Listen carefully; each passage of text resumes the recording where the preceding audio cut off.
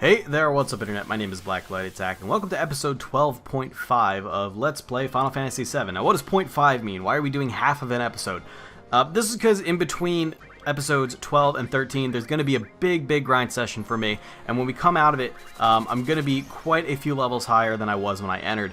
Not to mention, I'm going to have pretty much all of the limit breaks available to every character in my party so far.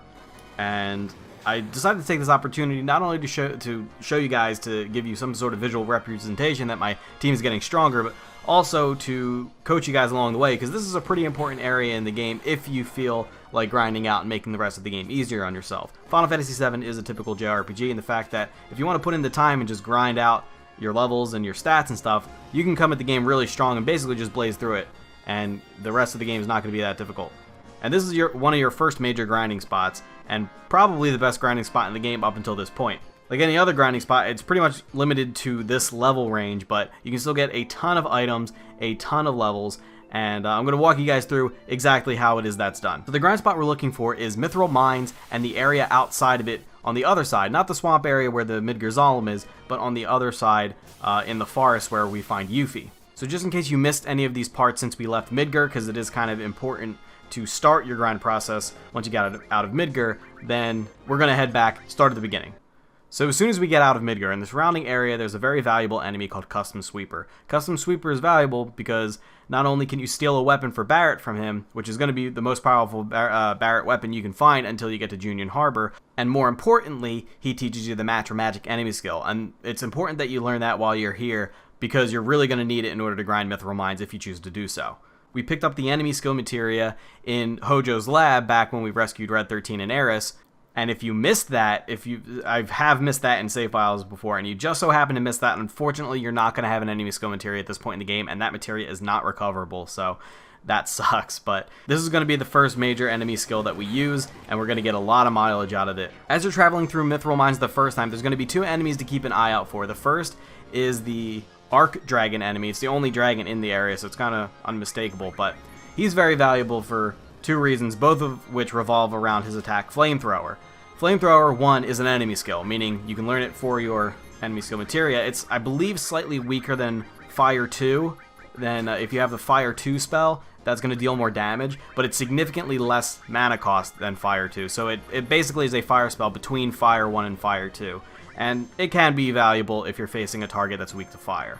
Secondly, Flamethrower deals a decent amount of damage and raises your character's limit meter quite a lot, and that's really important when you understand how it is that you learn new limit breaks. More on that later. One last thing about these guys is that you're going to be fighting a lot of them, and it's notable that when you're fighting them, one character at least is probably not going to be doing anything the whole time. You're just going to be waiting for him to attack your character so that you get your limit meter up. So while you're doing that, make sure you have a steal materia equipped, because you can steal ethers from them, and that's going to help your sustain while you're staying in Mythal Mines, because as you start running low on MP, you can restore it with ethers, and you won't have to keep running back to town to restore your health and mana.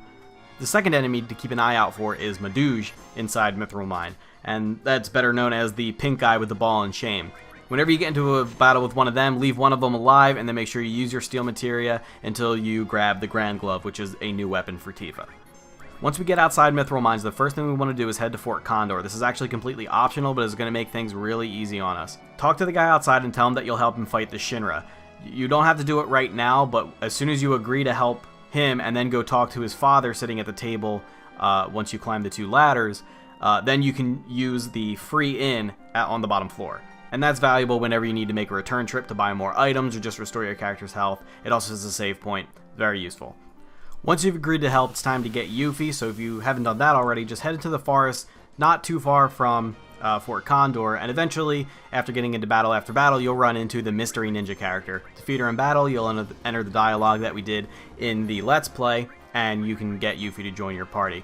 And interestingly, she's an optional character, so you can complete the game without her, but I don't know why you would ever want to miss out on a character, but it is kind of easy to miss her if you don't know what to do. And just to recap, the selections you have to make in the dialogue in order to get her to join the party are not interested, petrified, wait a second, that's right, and let's hurry on.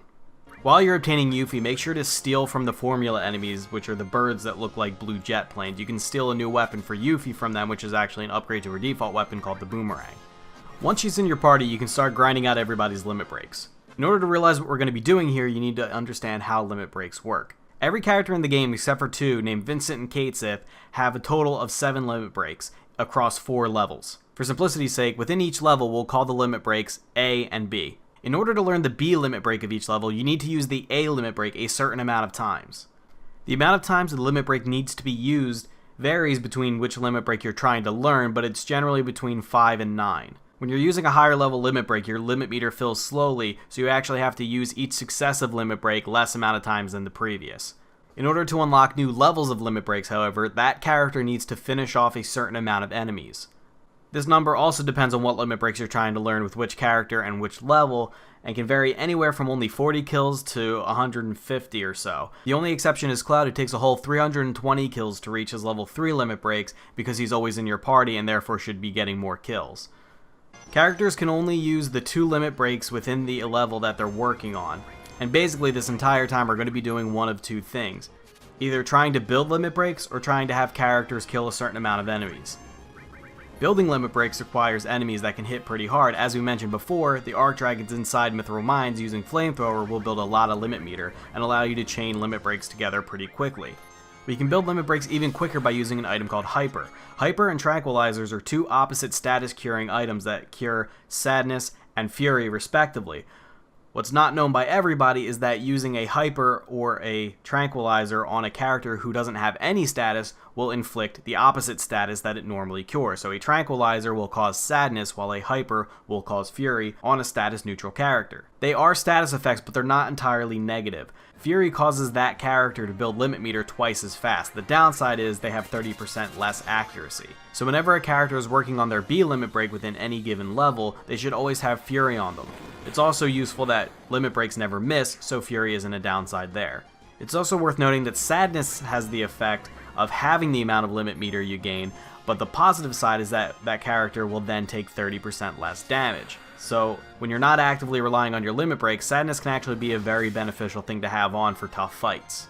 Now Mithril Mines is perfect for both building limit meters and killing large amounts of enemies. If you go into the room above where you met the Turks, you will only encounter groups of 4 or 5 enemies. That's quite a lot. Even more importantly, remember how I had you learn Materia Magic right after you got out of Midgar? Every enemy in this room will die in 1 hit to Materia Magic, except for Arc Dragon. This is perfect because whatever character needs kills in order to advance to the next level will always be racking up a ton of kills. And also when you encounter an Arc Dragon, which is also encountered with 3 weaker monsters, you can clear out those additional trash monsters and have the Arc Dragon stick around and just wait for it to beat on you until you build some limits. So let's say we want to level up Red 13's limit breaks, and all he knows is Sled Fang. We start by giving him the Fury status effect by using a Hyper on him. Then, in order to make sure he's taking the max amount of damage possible, we put any cover materia that we have on him so that he'll absorb attacks for his teammates, which will also contribute to his limit meter. When we run into an Arc Dragon, we kill his ads, but we let the Arc Dragon live and use Flamethrower, hopefully on Red 13 a couple times, in order to build his limit break.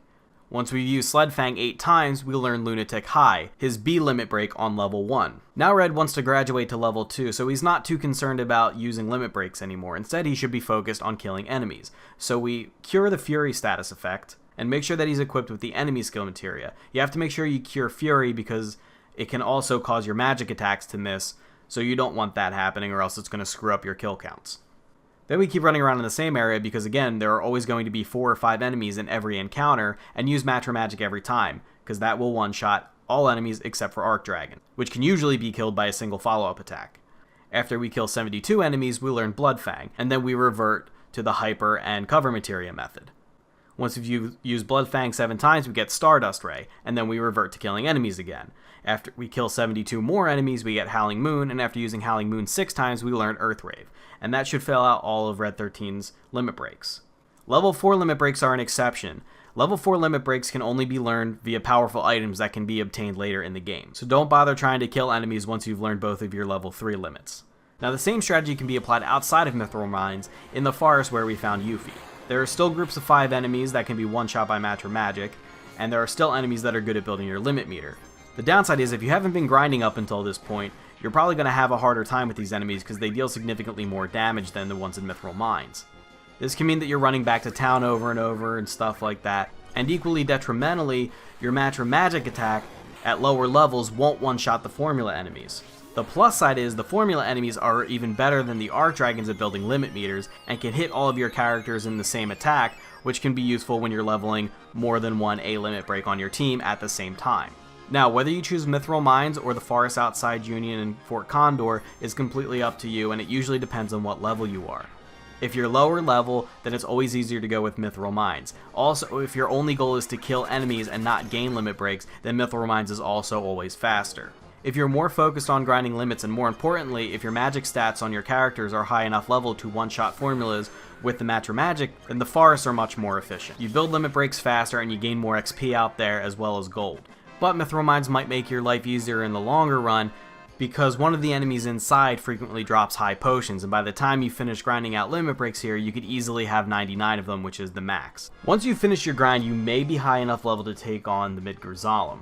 Although killing it doesn't offer any valuable rewards, it does in battle teach the enemy skill called Beta, which is heavy fire damage against all enemies, and it deals more damage than pretty much anything at this point in the game. If you don't have all of your elemental materia up to level 2 by now, you probably aren't strong enough to take it out, but it's always worth a shot, considering you can just save before you fight it.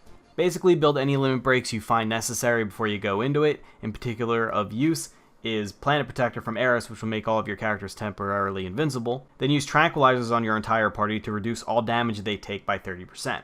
Go into the fight and immediately start pounding it with all of your powerful level 2 spells. The Midgar Zolom doesn't have any elemental weaknesses or resistances, so feel free to use anything you have at your disposal. It'll occasionally trip a character, which will permanently remove them from the battle, and that can be really unfortunate if it's your character who's holding the enemy skill materia, because that means that they won't learn it if the Midgar Zolom uses it during the fight. Just keep pounding it with all your most powerful spells, hope that your enemy skill carrying character isn't the one that gets hit, and eventually when it gets low on health, it'll use Beta as one of its final attacks. Make sure everybody's topped up, because even with Sadness on, this will still do a really hefty amount of damage.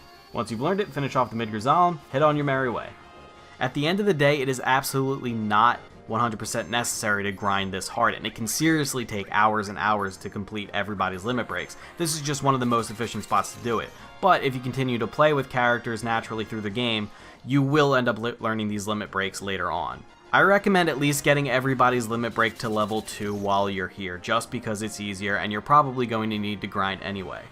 You only want to grind everybody up completely fully if and only if you have a lot of time, a lot of patience, and something really good on Netflix is running. If you're only going to focus on 1 or 2 characters, your best bets are Red 13 and Eris, because those are the 2 that have final limit breaks, level 4 limit breaks, that can be gained the earliest in the game. And if you're going to be able to utilize them, you have to know all the previous limit breaks. Now you may be wondering, if I did all this grinding, is this going to trivialize the challenges that are coming? Yes, to a point. This game isn't particularly difficult if you take the time to grind, which I always have even since I was a kid, but in this run I want people to focus more on the story rather than the challenges. It's not like it's a Pokemon Nuzlocke or anything. I just want an easy run for the game so that everybody can see the story without worrying about whether or not I'm going to make it through a boss fight. I also don't have to worry about money because you gain gil with every battle that you win, and of course I've now at this point fought hundreds and hundreds of battles. There are also some challenges much later in the game that are going to be hard no matter what level you are, so when we get to that, we actually still do have some challenge left. Anyway guys, that's the first major grind spot in the game. If anything, at least make sure you take the time to steal the items that I mentioned in this little guide, because they will be useful coming up. I hope you guys found this useful and informational, and if you did enjoy the video, go ahead and like it. Stay tuned for episode 13, which is coming up very soon. We are moving on to do the Fort Condor minigame, and then some Junon Harbor. I hope you guys enjoyed. I will see you next time. Goodbye.